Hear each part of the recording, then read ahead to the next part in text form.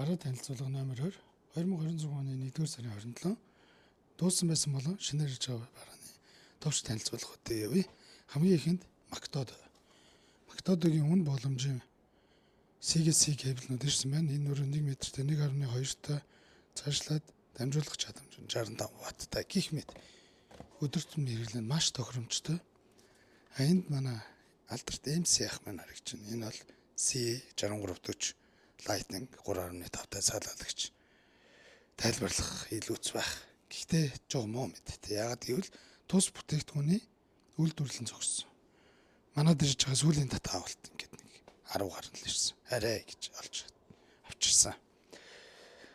Одоо тэгээ хүсүүсэйг бүх юм C рүү шилжиж байна дөө. Lightning-ууд маань зах зээлээс арчигдаж эхэлж байх шиг байна. C зүгээр энгийн C оролттой чихвч.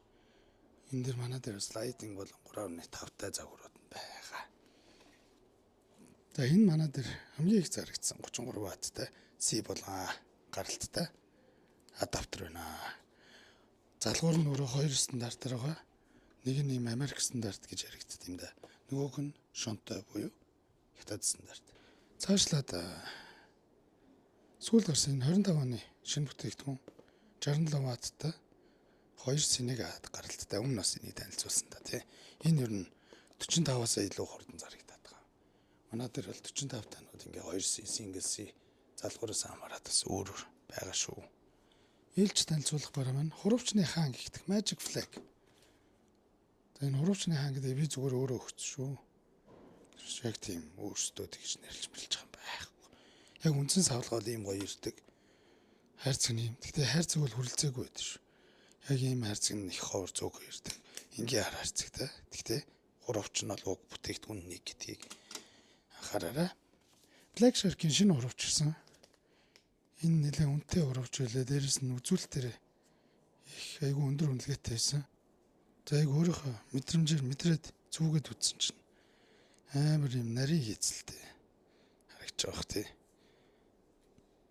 Нэг тийм зүгэж их айгүй гоё тухтай байна. За нэг энгийнээр хэлэхэд FlyDigi-ийн нэг 20,000 хуравч байдаг та. Энэ хуравчны сайжруулсан үйлдвэр нь арай илүү зузаан. Жохон зузаан. Тэгтээ хит зузаан биш Magic Flag шиг. Бас нэг муу мэдээд энэ FlyDigi-ийн 3 болон 5 дахь үеийн хуравчнууд үйлдвэрлэгээ болсон, олтгой болсон. За цаашаа би Ukraine-ийн 9-тэй хаб ирсэн байна. Энэ бол голдуу нөгөө стримерүүд маань ашиглана. Доотлогын олонгууд нөгөө манай дээр их хвчлэн байдаг 5-1-тэй. Бас HDMI-тай. HDMI нь өөрөө гаралт сайтай 44К гаралттай. Тэгээд capture card дэмждгээр их алдартай. Энийгээр нэг харагдаж үзэгдэж байгаагүй бүтээгдэхүүнүүд харагдаж байгаа. Тэр юу гэхээр цаашид Ukraine брендийн одоо хэрэгслүүд нь ингээд энэ хэсгээр байна. Бүл нэмсэн. Тэр юу гэхээр power bank нөт. Энгийн power bank биш. Энэ өөрөө 3C тэмдэглэгээд. 3C тэмдэглэлийн яад юм гэхээр онгоцонд хүлэн зөвшөөрсөн онгоц. За тэгээ энэ бүтээгдэхүүн нь одоо би өөрөө шууд анх удаа харж байна. 45 Вт-ийн гаралттай. Миний яриад байгаа нэг онгоцны зураг байгааз. За тэгээ энэ өөр дээрээс наргаад өөр дээрээс C кабелтэй энэ зүйлд болчдөг, барьждаг дижитал дэлгэцтэй оролт гаралтын ватт шахалтай харчдаг юм байна шүү. Нөгөөх нь болохоор арай илүү дөрөвний ваттын нийлэх юм. Энэ нөхрийн ватт нь 10,000 таа шүү. Хүмүүс ватт гэнэ. Миллиамп багтаамж нь өөр 10,000 таа. За 10,000 power bank ерөнхийдөө нэг Pro загваруудыг 3 удаа бүтэн зэнгэлдэг. Pro Max-уудыг бол 2 удаа гэх юм уу. За дараагийн загвар нь 20,000 мА-тай 45 Вт-ийн PD гаралттай. Power delivery гэсэн үг шүү. PD гэдэг нь. Сүүлийн power bank нөгөө өөрийгөө цэнэглэх чадамж нь бас их өндөр болсон. Давуу тал нь энэ өөр дээр нэрж байгаа built-in cable гэж байгаа. Энэ кабелаараа шууд адаптер залгаад цэнэглчихэд байгаа. Тэгэхээр тань нэмэлтээр нэг кабель мабелт авч явах шаардлагагүй. Power bank-а цуг бариад шууд өөр дээрээс нь цэнэглэж чинь өөрийн чи адаптераас илүү хурдан цэнэглэж байгаа юм гачлаа. Эхний ээлжинд иймхүү 2 загвараас нь авчирсан. Яг хэрэглээд нийцгүйцэн нэг нь 10,000-тай нөгөөх нь 20,000-тай. За энэ тал руу юунууд ирсэн байна гэхээр Attacker-ийн A9 загварын маусыг одоогор бол ер нь их олон хүн таашаагдж байгаа загвар та. Загвар хөнгөн байдал алга дүүргэлттэй өндөр нуруутай гэл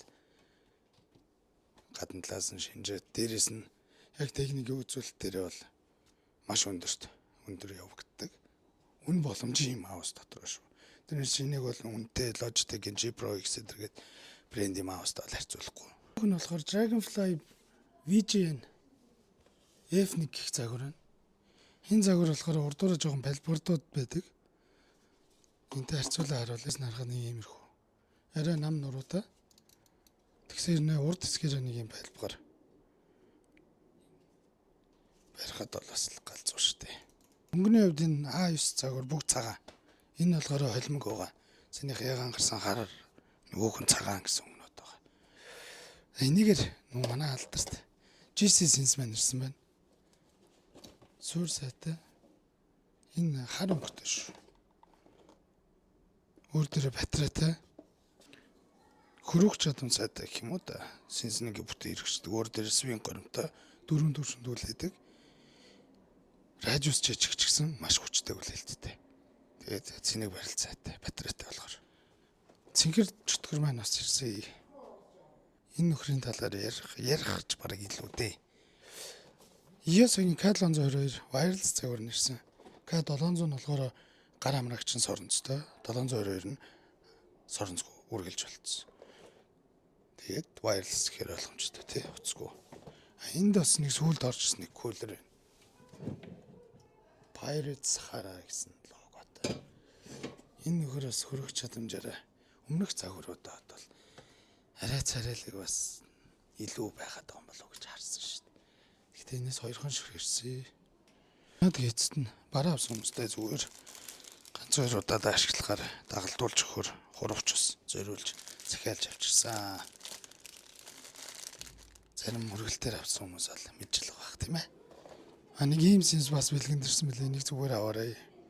Ингийн сенс. Нэг иймэрхүү юм нэг олигтой хэвшил. Гэхдээ яг вэ.